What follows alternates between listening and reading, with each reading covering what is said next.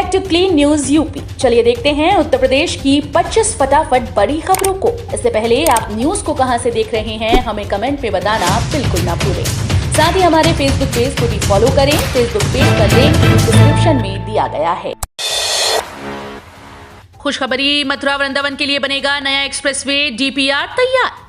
Delhi NCR के लिए बड़ी खुशखबर है। मथुरा वृंदावन के लिए नया एक्सप्रेसवे बनेगा। इस नए एक्सप्रेसवे से जहां दर्शनार्थियों का सफर आसान होगा, वक्त भी कम लगेगा। इस नए एक्सप्रेसवे से जेवर एयरपोर्ट भी कम वक्त में पहुंच सकेंगे। इस नए एक्सप्रेस को यमुना अथॉरिटी बनाएगी। अमेरिकी कंपनी सीबीआरई ने डीपीआर तैयार किया है। सीबीआरई ने ही फिल्म सिटी की डिटेल प्रोजेक्ट रिपोर्ट तैयार की। इस एक्सप्रेसवे के केंद्र में राया सिटी है। राया सिटी एक नया शहर न्यू वृंदावन बसाने की तैयारी की जा रही है। महंगा हो गया घर बनाने का सपना, बिल्डिंग मटेरियल के रेट में भारी इजाफा। महंगाई के चलते लोगों को नया मकान बनवाने का सपना दूर होता दिख रहा है। पिछले 1 महीने के भीतर भवन निर्माण सामग्री की कीमतों में भारी बढ़ोतरी हुई, जिसके चलते लोगों को अपने कदम पीछे खींचने पड़ रहे हैं। वहीं सरकारी कार्यों में भी बाधा आने के आसार दिख रहे हैं। भवन निर्माण में प्रयुक्त होने वाली सभी सामग्रियों की कीमत में 1 महीने में बेतहाशा वृद्धि हुई। गिट्टी से लेकर ईंट, सीमेंट, मोरंग, सरिया सभी की कीमतों में तगड़ा इजाफा हुआ। सबसे अधिक कीमत लोहे की सरिया की बढ़ी। शुक्ला ट्रेडर्स के मालिक विनीत शुक्ला बताते हैं कि पिछले 1 महीने के भीतर सभी सामग्रियों में भारी बढ़ोतरी हुई है। किसान ऋण मोचन योजना, सरकार की ओर से किसानों को पुराने कर्ज से राहत प्रदान करने के लिए ऋण माफी योजना चलाई जा रही है। ये योजना अलग अलग राज्य में वहां के राज्य सरकारों के द्वारा चलाई जा रही है। इसके तहत किसानों को ऋण माफी का लाभ प्रदान किया जा रहा है। इसी क्रम में उत्तर प्रदेश की सरकार की ओर से किसान को राहत प्रदान करने के उद्देश्य से बायो से ऋण माचन योजना चलाई जा रही है। इसकी लाभार्थी सूची भी तैयार हो रही है, जिसमें ऋण मोचन पोर्टल पर प्रदर्शित किया जाएगा। इस ऋण को माफ किए जाने के लिए सरकार द्वारा निर्णय लिया गया कि एनआईसी उत्तर प्रदेश द्वारा विकसित ऑनलाइन पोर्टल के माध्यम से प्रदेश के किसानों के द्वारा 31/3/2016 तक लिए गए कृषि ऋण का विवरण बैंकों के माध्यम से ऑनलाइन फीड कराकर तहसील स्थिति राजस्व विभाग के अधिकारियों एवं बैंक अधिकारियों की टीम बनाकर गहन सत्यापन कराकर इस ऋण माफी योजना को साकार किया जाए। यूपी बोर्ड 10वीं 12वीं का परीक्षा कार्यक्रम जारी। देश के सबसे बड़े बोर्ड परीक्षा की तिथियां घोषित कर दी गई। उत्तर प्रदेश माध्यमिक शिक्षा बोर्ड 10वीं 12वीं की परीक्षाएं 24 मार्च 2022 से शुरू होंगी। यूपी बोर्ड हाई स्कूल की परीक्षा 24 मार्च से 11 अप्रैल 2022 तक चलेगी। वहीं इंटर की परीक्षा 24 मार्च से 20 अप्रैल 2022 तक। परीक्षा के पहले दिन 24 मार्च को दोनों कक्षाओं के विद्यार्थियों का पहला पेपर हिंदी का होगा। जो छात्र यूपी बोर्ड परीक्षा में शामिल होने जा रहे हैं वो आधिकारिक वेबसाइट upmsp.edu.in से परीक्षा का पूरा शेड्यूल डाउनलोड कर सकते हैं। इंडियन ऑयल प्लांट हुआ बंद। हादसे में कर्मचारी की मौत के बाद अधिकारियों ने लिया निर्णय। गोरखपुर के इंडियन ऑयल के बाटलिंग प्लांट में हादसा होने से रसोई गैस का उत्पादन का कार्य ठप्प हो गया। बताया जा रहा है कि गार्ड रूम का गेट टूटकर गिरने से सिक्योरिटी सुपरवाइजर की मौत हो गई। इसके बाद यहां काम बंद कर दिया गया। गीडा के इंडस्ट्रियल एरिया सेक्टर 15 में इंडियन ऑयल के बाटलिंग प्लांट में गार्ड रूम का गेट टूटकर सिक्योरिटी सुपरवाइजर पर गिर गया। हादसे में सुपरवाइजर की मौत हुई। नाराज कर्मचारियों ने काम रोक दिया। इससे प्लांट में सिलेंडर रिफिल होना बंद हो गया है। खाली पड़ी जमीन को लेकर आ गया नया नियम। भूखंड मालिक जल्द कर लें काम वरना हो जाएगा नुकसान। अगर आपके नाम से जमीन है, वो जमीन राजधानी लखनऊ में और वो जमीन खाली है, यानी कि उस पर कोई भी निर्माण नहीं हुआ, तो ये खबर आपको जाननी जरूरी है। जी हाँ, अगर आपके पास खाली जमीन है और उस जमीन पर नगर निगम को कूड़ा पड़ा मिल गया तो फिर आपको जुर्माना भरना पड़ जाएगा। दरअसल लखनऊ नगर निगम ने खाली पड़े प्लॉट्स और भूखंडों पर इकट्ठा हो रहे कूड़े की समस्या से निपटने के लिए एक नया कार्य योजना बनाई। इसके तहत नए नियम के अनुसार अगर किसी भी खाली पड़े भूखंड पर कूड़ा पाया गया तो उस भूखंड के मालिक को नोटिस भेजकर उसका जुर्माना वसूला जाएगा। 1 अप्रैल से लागू होगी पुरानी पेंशन, 3 राज्यों का ऐलान। समाजवादी पार्टी के सांसद रामगोपाल यादव ने कहा कि उत्तर प्रदेश में हमारी सरकार बनते ही हम पुरानी पेंशन को लागू कर देंगे। उनके इस बयान के बाद से अब एक बार फिर से केंद्र की भाजपा सरकार और सभी भाजपा शासित राज्यों में इस बात को लेकर दबाव बढ़ गया कि वो भी अपने राज्यों में पुरानी पेंशन को लागू करें। वहीं उत्तर प्रदेश में समाजवादी पार्टी ने चुनाव प्रचार के पहले दिन से ही पुरानी पेंशन लागू करने की घोषणा कर दी है। ऐसे में उत्तर प्रदेश में अखिलेश यादव की सरकार बनते सपा सरकार का पहला काम पुरानी पेंशन को लागू करना होगा। 90 मीटर लंबी मशीन सड़क के नीचे तैयार करेगी रैपिड सुरंग। ऊपर स्पीड से दौड़ेगा ट्रैफिक। दिल्ली से मेरठ तक 100 की स्पीड से चलने वाली रैपिड रेल कई मायनों में हाईटेक तकनीक की जीती जागती मिसाल होगी। पहले तो दिल्ली मेट्रो को ही हाईटेक तकनीक से लैस कहा जाता है, लेकिन दिल्ली से मेरठ तक चलने वाली रैपिड तकनीक मामलों में उससे भी कहीं आगे होगी। मेरठ में अब काफी व्यस्त वाले इलाकों में रैपिड की सुरंग को बनाने का काम शुरू हो चुका है।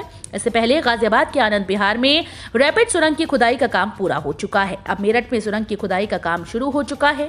इसके लिए 90 मीटर लंबी मशीन को सड़क के भीतर जमीन में उतारा जाएगा। पूर्व सैनिक कोटे में नियुक्ति रद्द करना सही काम, मानक योग्यता होना जरूरी। पूर्व सैनिक कोटे के मामले को लेकर इलाहाबाद हाईकोर्ट ने बड़ा आदेश दिया। मामले में सुनवाई करते हुए इलाहाबाद हाईकोर्ट ने याचियों को पूर्व सैनिक कोटे में आरक्षण के आधार पर नियुक्ति को शून्य मान सेवा बर्खास्तगी के खिलाफ याचिका खारिज कर दी। यह आदेश न्यायमूर्ति सुनीता अग्रवाल व न्यायमूर्ति विकास बुधवार की खंडपीठ ने बदायूं के सुधीर सिंह, वीरेंद्र, सुनील कुमार पाल सिंह की याचिका पर दिया है।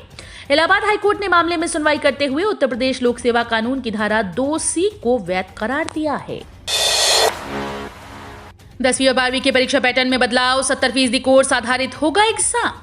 छात्रों के पास कुछ ही दिनों का समय बचा है अपनी तैयारी पक्की करने के लिए। इस बीच कोरोना संक्रमण के चलते प्रभावित हुई छात्रों की पढ़ाई को देखते हुए माध्यमिक शिक्षा परिषद ने आवश्यक निर्णय लिया है। बोर्ड ने फैसला किया कि इस बार 70% कोर्स के आधार पर बोर्ड परीक्षा संपन्न कराई जाएगी। माध्यमिक विद्यालयों ने भी 10वीं और 12वीं के विद्यार्थियों की तैयारी 70% कोर्स की ही कराई। यही वजह है कि कोर्स समय से पूरा कर लिया गया। परीक्षा बदले पैटर्न के आधार पर आयोजित कराई जा सकती है। श्रीलंका में राम मंदिर की तर्ज पर बनेगा माता सीता का मंदिर। रामनगरी अयोध्या में भगवान श्री राम के भव्य मंदिर निर्माण के साथ देश भर में रामायण सर्किट से जुड़े स्थलों को विकसित करने के लिए सरकार प्रयास कर रही है। वहीं अब देश के बाहर भी रामायण से जुड़े स्थल की भव्यता की तैयारी हो रही है और इसी के तहत अयोध्या में भगवान श्री राम के भव्य मंदिर निर्माण की तर्ज पर श्रीलंका में जिस अशोक वाटिका में अपने कुछ क्षण बिताए थे, उसी स्थान पर माता सीता का भव्य मंदिर तैयार किया जाएगा, जिसकी जानकारी श्रीलंका से लौटी भारत के प्रतिनिधि मंडल के सदस्यों ने दी। दरअसल राष्ट्रीय सेवक संघ के सहयोगी संगठन राष्ट्रीय कवि संगम में 21 सदस्यीय दल श्रीलंका गया था। बिना कोविड टीकाकरण और RT-PCR रिपोर्ट के मतगणना स्थल के भीतर नहीं मिलेगी एंट्री। आगामी 10 मार्च को मेरठ में विधानसभा चुनाव की मतगणना होनी है। मतगणना की तैयारी और नियमों को लेकर सख्ती बढ़ती जा रही है। विधानसभा चुनाव की तरह ही मतगणना के दौरान भी कोविड प्रोटोकॉल का पूरा पालन किया जाएगा। इसके लिए निर्वाचन आयोग ने प्रदेश के सभी जिलों के निर्वाचन अधिकारियों को आदेश दिए। इसके लिए प्रदेश अपर मुख्य निर्वाचन अधिकारी RK पांडे ने प्रदेश के सभी विधानसभाओं के निर्वाचन अधिकारियों के साथ बैठक कर आवश्यक दिशा निर्देश जारी किए हैं। प्रदेश के इस जिले में बनेगा सोने चांदी रॉ मटेरियल बैंक और सोने का स्पेशल इकोनॉमिक जोन। मेरठ में जल्द ही सोना चांदी और पैलेडियम आदि के रॉ मटेरियल का बैंक बनने की कवायद शुरू होगी। वहीं मेरठ के पुराने स्वर्ण आभूषण निर्माण बाजार को सोने के स्पेशल इकोनॉमिक जोन घोषित किया जाएगा। इसके लिए यूनाइटेड ज्वेलर्स एवं मैन्युफैक्चरर्स फेडरेशन ने पहल की है। इसके लिए United jewellers and manufacturers federation के अध्यक्ष डॉक्टर संजीव अग्रवाल 5 सदस्यीय प्रतिनिधिमंडल के साथ MSME मंत्रालय भारत सरकार के उद्योग निदेशक पीयूष अग्रवाल से मिले, जिसमें उन्होंने मेरठ के सराफा उद्योग को प्रोत्साहन देने के लिए मेरठ में रॉ मटेरियल बैंक की स्थापना, जिसमें स्टैंडर्ड बुलियन की उपलब्धता के साथ ही स्टैंडर्ड क्वालिटी का 90 दिनों की क्रेडिट सीमा के साथ कच्चे माल की खरीद के लिए वित्तीय सहायता सुविधा उपलब्ध कराने की मांग की। सरकार ने बनाया नया नियम, वाहन पर यह स्टिकर लगाना जरूरी, नहीं तो कार्रवाई तय, जब्त हो जाएगी गाड़ी। प्रदूषण यूपी सहित पूरे देश के लिए एक बड़ी समस्या है, तो प्रदूषण को कम करने के लिए सरकार ने बड़ा कदम उठाया। सड़क परिवहन एवं हाईवे मंत्रालय ने 10 साल से पुराने डीजल और 15 साल से पुराने वाहनों के लिए फिटनेस सर्टिफिकेट अनिवार्य कर दिया। सभी प्राइवेट और कमर्शियल वाहनों की विंडशील्ड पर इस फिटनेस सर्टिफिकेट प्लेट लगाना भी अनिवार्य कर दिया गया है। सरकार के इस स्कीम से महिलाएं शुरू कर सकती हैं अपना बिजनेस, कुछ महीनों में हो जाएगी आर्थिक रूप से मजबूत। महिलाओं के लिए आपको बताते हैं कि अन्नपूर्णा योजना के तहत केंद्र सरकार अपना कारोबार करने की इच्छा रखने वाली महिलाओं को फूड केटरिंग बिजनेस के लिए 50,000 रुपए तक का लोन देती है। इस लोन से महिलाएं रोजगार शुरू कर सकती हैं। इस योजना की राशि करीब 36 महीने में जमा करना होता है। इसमें ब्याज दर मार्केट के हिसाब से होती है।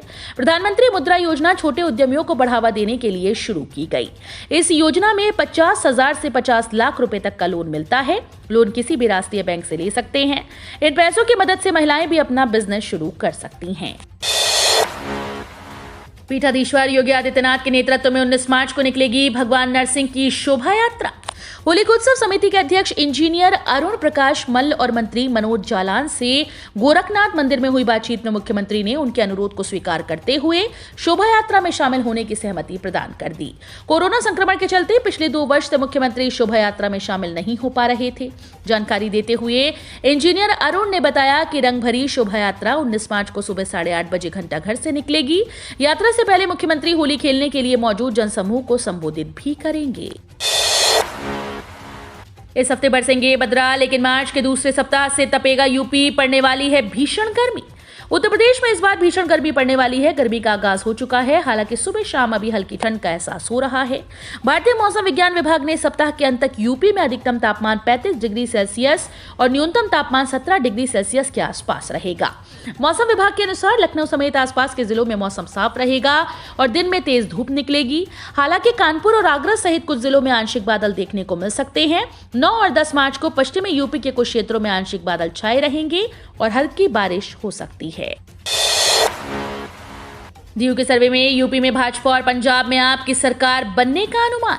दिल्ली विश्वविद्यालय के वैश्विक अध्ययन केंद्र के सर्वे में उत्तर प्रदेश में एक बार फिर भारतीय जनता पार्टी और इसके सहयोगी दल की सरकार और पंजाब में आम आदमी पार्टी की सरकार बनने का अनुमान जताया गया। इस केंद्र द्वारा हाल ही में किए गए उत्तर प्रदेश और पंजाब विधानसभा चुनाव के अध्ययन के लिए एक योजनाबद्ध, वैज्ञानिक और सुउद्देश्यात्मक ऑनलाइन सर्वेक्षण किया गया।